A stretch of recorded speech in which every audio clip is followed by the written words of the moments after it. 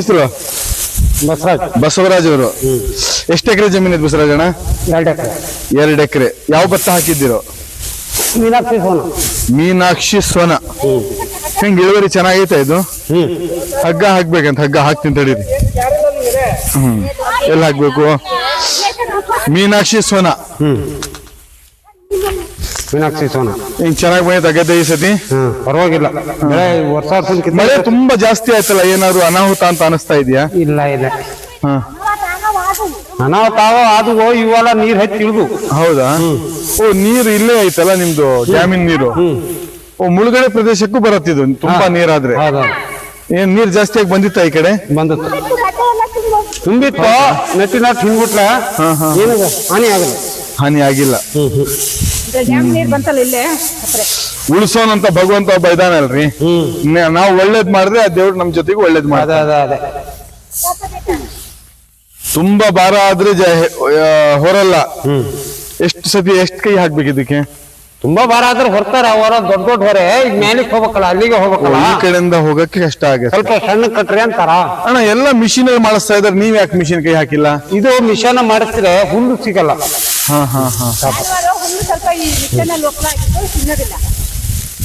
ನೀವು ಮಿಷಿನ್ ಈವರೆಗೂ ಮಾಡಿಸಿಲ್ಲ? ಮಾಡಿಸಿದ್ವು. ಈ ಮುಂಚೆ ಮಾಡಿಸಿದ್ರ? ಯಾಕೆ ಬಿಟ್ರಿ? ಯಾಕಂದ್ರೆ ಗದ್ದೆ ತೇವಾಂಶ ಇದೆ. ಹೌದು. ಮಿಷನ್ ಬರೋಲ್ಲ. ಸಿಕ್ಕಾಕಿತ್ತತ್ತೆ. ಹಗ್ಗ ಎಲ್ಲೈತಿ? ಹಗ್ಗ ಇಲ್ಲೇ ಇದೆ. ಇಲ್ಲಿ ಬರ್ರಿ. ಒಂದ್ ವರ್ಷ 4 ಚೈನ್ ಮಿಷನ್ ಸಿಕ್ಕಾಕಿದ್ದು. ಚೈನ್ ಮಿಷಿನ್ ಸಿಕ್ಕಾಕಿ ಬಿಡುತ್ತೆ. ಮಿಷಿನ್ ಬರಲ್ಲ ಅಂತ ನೀವು ಕೈಯಲ್ಲಿ ಕೊಯ್ಸಿದ್ದ? ಹೌದು. ಮತ್ತೆ ಆ ಗದ್ದೆ ಬರುತ್ತೆ, ಈ ಗದ್ದೆ ಬರಲ್ಲ. ಒಂದು ಅರ್ಧಕ್ ಮಾಡ್ಸ ಅದಕ್ಕೆ ಮಾಡಿ ಲಾಸ್ ಆಗತ್ತೆ ಅಂತ. ಮಿಷಿನಿಗೆ ಹೆಂಗೆ ಎಕರೆಗೆ? ಅದು 2200 ಹಿಂಗೆ. ಅದಕ್ಕೂ ಇದಕ್ಕೆ ಏನ್ ವ್ಯತ್ಯಾಸ ಅಂತ? ಕೈಯಲ್ಲಿ ಕೊಯ್ಸಿದ್ರೆ? ಕೈಯಲ್ಲಿ ಕೊಯ್ದ್ರೆ ಲಾಸ್ ಆಗತ್ತೆ, ಮಿಷನ್ ಕೊಯ್ದ್ರೆ ಲಾಭ ಆಗತ್ತಾ? ಹುಲ್ಲು ಉತ್ತರ ಸಿಗಲ್ಲ. ಹುಲ್ ಲೆಕ್ಕಾಚಾರದಲ್ಲಿ ಮಿಷಿನ್ ಲಾಸು. ದುಡ್ಡಿನ ಲೆಕ್ಕಾಚಾರದಲ್ಲಿ ಭತ್ತ ಏನು ಸ್ವಲ್ಪನೂ ವೇಸ್ಟ್ ಆಗಲ್ಲ. ವೇಸ್ಟ್ ಆಗಲ್ಲ. ಮಿಷಿನ್ ಅಲ್ಲಿ ಕೊಯ್ಸಿದ್ರೆ ಭತ್ತ ವೇಸ್ಟ್ ಆಗಲ್ಲ. ವೇಸ್ಟ್ ಆಗುತ್ತೆ ಒಂದ್ ಸ್ವಲ್ಪ. ಹೆಂಗೆ? ಅದು ತಿರ್ಗಾ ಮುರ್ಗಾ ಇತ್ಲಾಗ ಈ ಕೆಸರು ಫಸರು ಇದ್ರೆ ತಿರ್ಸಾಡಿ ತಿರ್ಗಾ ಮುರ್ಗಾ ಎಲ್ಲ ತನೆ ಎಲ್ಲ ಬಿಡುತ್ತೆ. ಮುಂದೆಲ್ಲ ಇದೇ ರೀತಿನೇ ಕೊಯ್ದು ಒಕ್ಕಲು ಮಾಡೋರು. ಈಗೆಲ್ಲ ಕಂಪ್ಯೂಟರ್ ಕಾಲ ಅಲ್ಲ. ಹೌದು. ಕಂಪ್ಯೂಟರ್ ಕಾಲದಲ್ಲಿ ಕೆಲಸಗಾರಿಗೆ ತುಂಬಾ ದೊಡ್ಡ ಹೊಡೆತ ಬಿದ್ದಂಗೆ ಆಗಿತ್ತು. ಭತ್ತಕ್ಕೆ ಈ ನಟ್ಟಿಗೆ ಇನ್ನೂ ಮಿಷಿನ್ ಬಂದಿಲ್ಲಲ್ರಿ? ನಟ್ಟಿಗೆ ಬರ್ತಾವ್ರಿ. ನಟ್ಟಿಗೆ ಮಿಷಿನ್ ಬಂದ್ಬಿಟ್ರೆ ನಮ್ಮ ಹೆಣ್ಮಕ್ಳಿಗೆ ಪಾಪ ತುಂಬಾ ಲಾಸ್ ಆಗ್ಬಿಡತ್ತೆ. ಬರ್ಬೇಕು ಅವ್ ಮಿಷನ್ ಅಲ್ಲ. ಹೌದಾ? ಹೌದು. ನಟ್ಟಿಗೆ ಒಂದು ಮಿಷನ್ ಬಂದ್ಬಿಟ್ರೆ ಈ ಹೆಣ್ಮಕ್ಳ ಹತ್ರ ಕೇಳಕ್ ಆಗಲ್ಲ.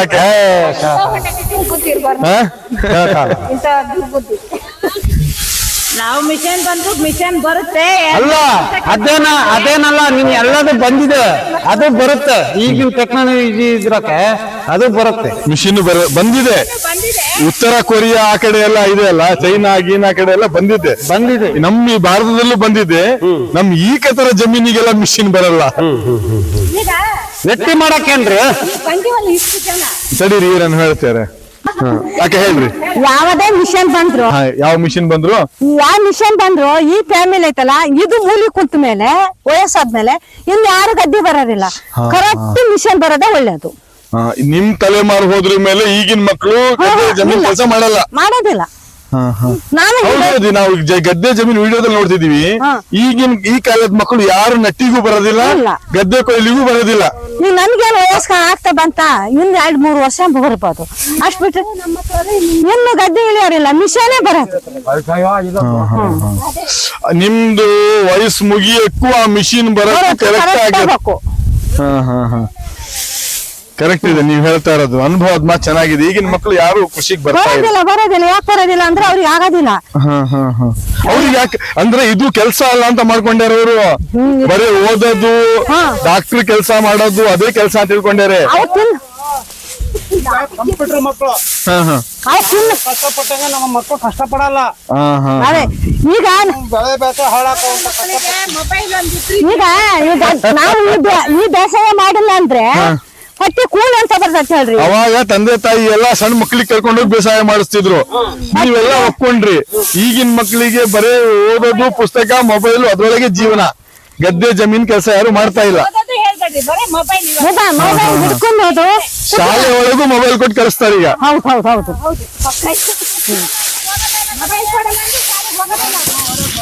ಮೊಬೈಲ್ ಇಲ್ಲ ಅಂದ್ರೆ ಶಾಲೆ ಹೋಗೋದಿಲ್ಲ, ವಾಪಸ್ ಬರ್ತಾರೆ. ಪ್ರಿಯ ವೀಕ್ಷಕರೇ, ಇದು ಕೆಲಸ ಮಾಡುವಂತಹ ಶ್ರಮಿಕರ ಮಾತು. ಗದ್ದೆ ಜಮೀನೊಳಗೆ ಈಗಿನ ಯುವ ಪೀಳಿಗೆ ನಾವು ಬೇಸಾಯ ಇದ್ದಲ್ಲಿ ಕೊಡೋದಿಲ್ಲ, ನೌಕರಿಯರಿಗೆ ಸಹ್ಯೋ, ನಾವು ಫ್ಯಾಕ್ಟರಿ ಆಗಿದ್ದವರಿಗೆ ಸಹ್ಯೋ, ಕಂಪನಿ ಆಗಿದ್ದವರಿಗೆ ಸಹ್ಯೋ ಅಂತಾರೆ. ಈ ಕೂಲಿ ಕೆಲಸ ಮಾಡೋರಿಗೆ ಯಾರು ಕೊಡ್ತಾರೆ? ಹೆಣ್ಣು ಕೊಡಲ್ಲ, ಹೆಣ್ಣು ಕೊಡೋದಿಲ್ಲ. ಹಂಗಾಗಿ ಈ ಕೆಲ್ಸಕ್ಕೂ ಇಳಿಯಲ್ಲ ಜನ. ಇಳಿಯೋದು ಇಲ್ಲ, ಮೇಕಪ್ ಮಾಡ್ಕೊಂಡು ಮನೇಲಿ ಇರ್ತೀವಿ ಬಿಟ್ರು ಈ ಕೆಲ್ಸಕ್ಕೆ ನಾವ್ ಇಳಿಯೋದಿಲ್ಲ. ಇಳಿಯೋದಿಲ್ಲ. ಬಳ್ಳಿ ಬಳ್ಳಿ ಬಳ್ಳಿ ಹಾಕ್ರಿ, ಬಳ್ಳಿ. ಪ್ರಿಯ ವೀಕ್ಷಕರೇ, ಇವತ್ತು ನಾವು ಗೌತಮಪುರ ಗ್ರಾಮದಲ್ಲಿ ಗದ್ದೆ ಕೊಯ್ಲು ಮಾಡೋ ಜಾಗದಲ್ಲಿ ಇದ್ವಿ. ತಾವು ನೋಡ್ತಾ ಇದ್ರಿ ಎಷ್ಟು ಸಂತೋಷದಿಂದ ಇಲ್ಲಿ ಕೆಲಸ ಮಾಡ್ತಾರೆ ಅಂತ ಹೇಳಿ. ಆದ್ರೆ ಒಂದು ದುಃಖದ ವಿಚಾರ ಏನು, ಇತ್ತೀಚಿನ ಯುವ ಪೀಳಿಗೆ ಯಾವುದೇ ಕಾರಣಕ್ಕೂ ಗದ್ದೆ ಕೆಲಸಕ್ಕೆ ಬರ್ತಾ ಇಲ್ಲ. ಹಾಗಾಗಿ ಈ ಮಿಷಿನ್ ಅಳವಡಿಸ್ಕೊಳ್ತಾ ಇದ್ದಾರೆ. ಮುಂದಿನ ಪೀಳಿಗೆ ಈ ಕೆಲಸ ಮಾಡೋ ಜನ ಹೋದ್ರೆ ಮತ್ತೆ ಯಾರು ಈ ಕೆಲಸ ಮಾಡೋದಿಲ್ಲ ಅನ್ನೋ ಒಂದು ಉದ್ದೇಶದಿಂದನೂ ಸಹ ಮಿಷನರಿ ಈಗ ಆಕ್ರಮಿಸ್ಕೊಂಡಿದ್ದೀವಿ. ಅದೇ ಹೇಳಿದ, ಇವಾಗ ಶೋಕಿ ಕಾಲದಲ್ಲಿ ನಾವೇನ ಈ ಒಂದು ಪೀಳಿಗೆ ಏನ್ ಕೆಲಸ ಮಾಡ್ತಾರೆ, ನಮ್ ಮಕ್ಕಳೆಲ್ಲ ಈ ಕೆಲಸ ಎಲ್ಲ ಮಾಡಲ್ಲ. ತಂದೆ ತಾಯಿನೂ ಮಾಡ್ಸಲ್ಲ ಕಣ್ರಿ. ಇವಾಗ ತಂದೆ ತಾಯಿನೂ ಮಾಡ್ಸಲ್ಲ. ಇವಾಗ ನಮ್ಮ ಮಕ್ಕಳು ಕೂಲಿ ಮಾಡದ್ ಬೇಡ, ನಮ್ ಮಕ್ಕಳು ಕಷ್ಟ ಪಡೋದ್ ಬೇಡ ಅಂತ ತಂದೆ ತಾಯಿ ಒಳಗೂ ಬದಲಾವಣೆ ನಾವು ಬಂದಿದೆ. ಕಷ್ಟಪಟ್ಟಿದ್ದೆ ಸಾಕು, ಕೇಳಲ್ಲ ಇವಾಗ ಮಕ್ಕಳು ಕೇಳಲ್ಲ. ಎಲ್ಲಿ ಬಂದ್ ಹೇಳ್ತಾರಂತ ಹೇಳಿದ್ರೆ ಅವ್ರದ್ದು ಡಿಗ್ರಿ ಶಾಲೆ ಎಲ್ಲ ಮುಗಿದ್ರ ಮೇಲೆ ಹೇಳ್ತಾರೆ. ಹೌದು, ಕೂಲಿ ಕೂಲಿ ಮಾಡೋರು ಮಕ್ಳಿಗೆ ಕೆಲಸ ಕೆಲಸ ಕೊಡೋದಿಲ್ಲ. ಅದೇ ಮಕ್ಕಳು ಈ ತರ ಕೆಲಸ ಮಾಡಕ್ಕೂ ಇಷ್ಟ ಪಡೋದಿಲ್ಲ. ಅವ್ರಿಗೆ ಏನಿದ್ರು ಟಿವಿ, ಮೊಬೈಲ್, ಶೋಕಿ ಅಷ್ಟು ಬಿಟ್ರ ಮೇಲೆ ಈ ತರ ಎಲ್ಲ ಯಾರು ದುಡ್ಡಲ್ಲಿ ಮಾಡ್ತಾ ಇರೋದು? ಈ ತರ ಬೆವರು ಹರಿಸಿ ದುಡ್ಡಲ್ಲೇ ಮಾಡ್ತಾ ಇರೋದು. ಅದು ಆ ಕಷ್ಟ ಅವ್ರಿಗೆ ಗೊತ್ತಾಗಲ್ಲ. ಅವ್ರ ಅಪ್ಪ ಅಮ್ಮ ನಮ್ ಮಕ್ಕಳು ಚೆನ್ನಾಗಿರ್ಬೇಕು ಅಂತ ಅವ್ರ ಆ ತರ ಕೂಲಿ ಮಾಡಿ ಸಾಕ್ತಾರೆ. ಅದನ್ನ ಇವಾಗ ಮಕ್ಕಳು ಅವರು ತಿಳ್ಕೊಳ್ಳಲ್ಲ.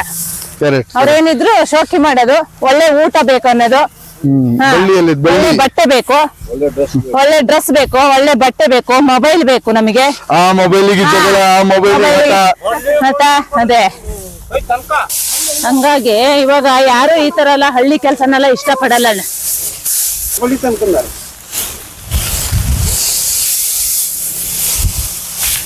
ಇದು ಕಟ್ಟಕ್ಕೆ ಎಷ್ಟೊತ್ತು ಬೇಕಾಗತ್ತೆ ಈಗ ಅಕ್ಕ?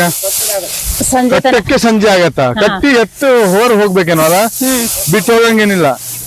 ನಾಳೆ ಮತ್ ಬರ್ತಾರ? ನಮಗ್ ಕುತ್ತಿಗೆ ಬರ್ತದ, ಅವ್ನಿಗೆ ಕುತ್ತಿಗೆ ಬರಲ್ಲ. ಇವರು ಇವತ್ತು ಹಾಲ್ ತುಂಬಾ ಬೇಕಿತ್ತು, ಕಡಿಮೆ ಹಾಲ್ ಬರ್ರಿ ಅಂದರೆ ಹೇಳೋದಷ್ಟು ಬರ್ತೀವಿ. ನಮ್ದೇನ್ ತಪ್ಪಿಲ್ಲ. ಜಾಸ್ತಿ ಬಂದ್ ಬರೀ ಕೆಲ್ಸಗಾರ ಕಷ್ಟ ಕೇಳೋದಲ್ಲ. ಈಗ ಹೇಳ್ರಿ, 1 ಎಕರೆ ಗದ್ದೆನ ಆಗಿನ ಕಾಲದ ಹೆಂಗಸರು ನಾವೇ ಕೊಯ್ದು 6ರಿಂದ 5 ಜನ ಕೊಯ್ದು, ಈಗ 8 ಜನ ಕೊಯ್ತಾರೆ. ಅಂದ್ರೆ ಈಗಿನ ಕಾಲದ ಹೆಂಗಸರು ಹೆಂಗಂತ ನೀವು ಒಂದ್ ಅರ್ಥ ಮಾಡ್ಕೊಳ್ರಿ. ಒಂದಾತ 15 ಜನ ಕೊಯ್ದವ, 15 ಜನನ ಕಟ್ಟಾಕ್ಬೇಕಾ? ಕೊಯ್ದಷ್ಟು ಜನನ ಕಟ್ಟಾಕ್ಬೇಕಾ? ಈಗ ನೀವು ಏನ್ ಕೊಡ್ತೀರಿ ನೀವು? ಮಾತಾಡಿ 15 ಜನನೇ ಬರ್ರಿ. ಕೊಯ್ದಷ್ಟ ನಟ್ಟಿನಷ್ಟಷ್ಟ ಕೊಯ್ಯಬೇಕ? ನಟ್ಟಿನಟ್ಟ 13-14 ಜನ ನಡ್ತಾರೆ. ಇಂಥವೆಲ್ಲ ಆದಾಗ ಮಿಷಿನಿಗೆ ಹೋಗೋದು ನಿಮಗೆ ಅನ್ಸುತ್ತೆ. ಹೌದೌದು. ಹಂಗಾಗಿ ನಡಕ 14 ಜನ ತಗೊಂಡಾರ. ಇದನ್ನ 3 ವಾರಿ ನಟ್ಟು ಹೋಗ್ಯಾರ. 4 ಗಂಟೆ ಒಳಗೆ ಕೊಯ್ಯೋದು 4 ವಾರ ಒಳಗೆ ಕೊಯ್ದು ಹೋಗಿದ್ದಾರೆ. ಈ ಕಟ್ಟಕ್ ಆಗ್ತಾ ಇಲ್ಲ. ಕಟ್ಟ ಅಲ್ಲ, ಭತ್ತ ಕೊಯ್ಯಕ ಡಬ್ಬಾಲು ತೆಗ್ತಾರಂದ್ರೆ ಏನು ಉದಾಹರಣೆ ಅಂತ ನೀವ್ ಹೇಳ್ಬೇಕು. 3 ಅಂದ್ರೆ ನಾವು ನಟ್ಟಿ ಅಲ್ಲ ಸಾಹೇಬ್ರೆ, 3 ಅಂದ್ರೆ ನಾವು ನಟ್ಟಿ ನಡದಲ್ಲಿ ಬಹಳ ಫಾಸ್ಟ್ ಇದೀವಿ. ಫಾಸ್ಟ್. ಇದು ಹೊರೋದು ಅಂತ ಹೇಳಿದ್ರೆ ಹೇಳ್ತೀನಿ ಕೇಳ್ರಿ ನನ್ನ ಹತ್ರ. Correct correct correct. ಸ್ವಲ್ಪ ನಮಿಗೂ ಸಾಕತ್ತ, ಮಳೆಗಾಲ ಆದ್ರೆ ನಾವೇನ್ ಕುತ್ಕೊಳ್ಳಲ್ಲ, ಹಂಗ್ ಮಾಡ್ತೀವಿ ನೆಟ್ಟಿನ. ಮಳೆ ಹೋಯ್ತಾ ಇರ್ತದಲ್ಲ, ಈ ತರ ಜಗಳ ಮಾಡ್ಕೊಂಡೆ ಸಂಜೆ ಮುಗಿಸ್ತೀರಿ ನೀವು. ಹಿಂಗ್ ಮಾಡ್ಕೊಂಡು ಕೆಲಸ ಮಾಡ್ಕೊಂಡು ಲಾಸ್ಟ್ ಚುರುಕಾಗುತ್ತೆ. ಅಲ್ಲ, ಇಂಥವೆಲ್ಲ ಜಗಳ ಇದ್ದಿದ್ದೆ ಗದ್ದೆ ಒಳಗೆ. ಇವೆಲ್ಲ ಜಗಳ ಮಾಡ್ಕೊಂಡ್ರೆ ಕೆಲಸ ಬೇಗ ಆಗತ್ತೆ. ಈ ಜಗಳನ್ನೆಲ್ಲ ನಾವೇನ್ ಮನೆ ಹತ್ರ ತಗೊಂಡ್ ಹೋಗೋದಿಲ್ಲ.